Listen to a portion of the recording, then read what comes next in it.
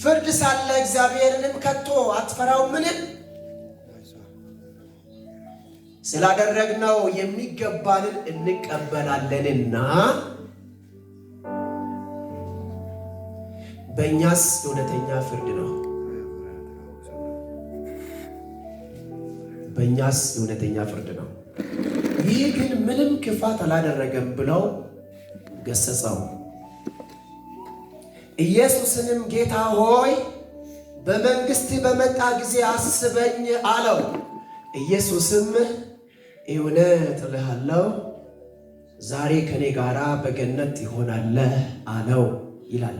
ቅድም ቤቴሎች ሲጨርሱ በጸለዩት ጸሎት ቤቴሎች በጸለዩት ጸሎት ስለሚስማማ ቀጥታው ነው ቀጥል የመስቀል ቃል በሚል ሐሳብ ነው ዛሬ ማካፈላችሁ። የመስቀል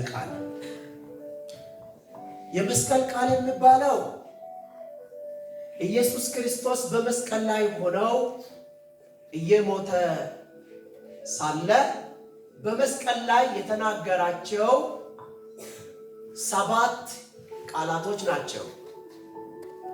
7 የተለያዩ መልእክት የያዘ የተለያዩ በጣም ድብ የሆነ የዳንነትን ቁንጩ የሆነ ነገር የያዘ 7 ቃላቶችን በመስቀል ላይ ሆነው ኢየሱስ ለሰው ልጆች ተናግረዋል።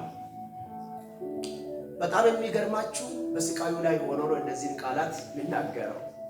በሞቱ ዕለት ነው እነዚህን ቃላት የተናገራቸው።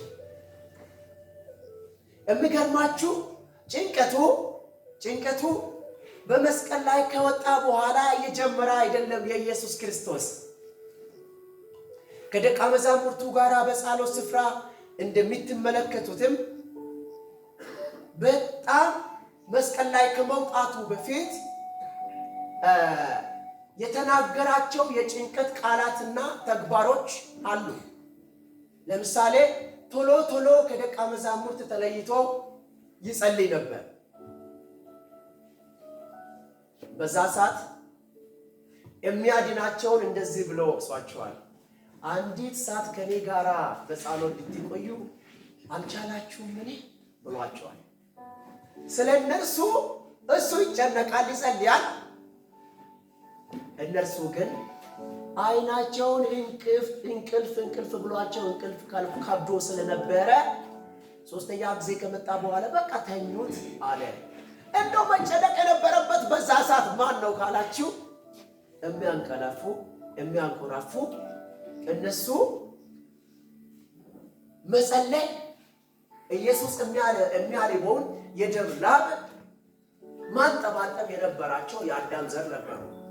ነገር ግን ከጎኑ የነበሩት እኔ ቢሆን አልክድም ያለው እነ ጴጥሮስ አልቻሉም። እንቅልፍ ከብዷቸዋል። እሱ ግን ቶሎ ይጸልያል፣ ይጨነቃል። በጸሎት ውስጥ የደም ላብ ያንጠባጥብ ነበረ ይላል መጽሐፍ ሲናገር። ይሄ ብቻ አይደለም። በጭንቀት ለአብ ፈቃዱን የመገዛትን ጸሎት ፈቃድ ቢሆን ይህች ጽዋ ከኔ ትለፍ ብለው እንደጸለየ እንመለከታለን።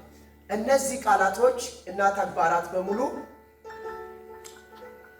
አንድ ደግሞ በጣም ይሄን የጭንቀት ሁሉ መደምደሚያ የሚሆን አንድ ቃል ኢየሱስ አውርቷል። እሱም መንፈስ ተዘጋጅታለች፣ ሥጋ ግን ደክሟል። ይሄን ሁሉ ጭንቀት እያስተናገደ ያለው በስብዕናው ነው ማለት ነው። ፍጹም ሰው በሆነ ማንነቱ ነው ማለት ነው። ለካስ በሥጋው ነው እንጂ እየተጨነቀ ያለው እንደኛ ሰው ሆኖ እኛን ለማዳን ሁለተኛውን የተቀበለውን ስብዕና ነው እንጂ እያስጨነቀ ያለው መለኮት የመጨነቅ ባህሪ የለውም። በዚህ ሰዓት ላይ ኢየሱስ ክርስቶስ በስብዕናው በጣም እየተጨነቀ የነበረ እንመለከታለን ማለት ነው። ከነዚህ በመጨረሻው እስትንፋሶች ላይ ከተናገራቸው ቃሎችና ተግባራት በኋላ ነው ኢየሱስ ክርስቶስ መስቀል ላይ ከወጣ በኋላ በመስቀል ላይ እነዚህ ቃላቶችን የምናገራቸው።